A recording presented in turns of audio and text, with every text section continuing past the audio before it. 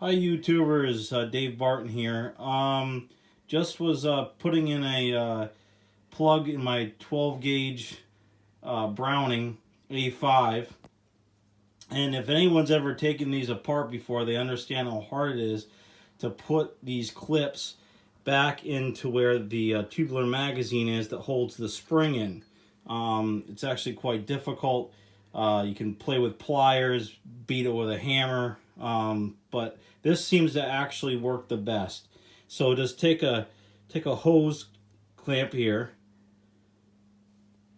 tighten it up, and it will literally drop right in. Now, I'll use a hammer later to tap this piece in, but that will save everyone a little bit of time. Obviously, I don't have the spring in here. It would make it a little bit easier, but only doing this with one hand, this will at least show you a general idea and save you guys a lot of time.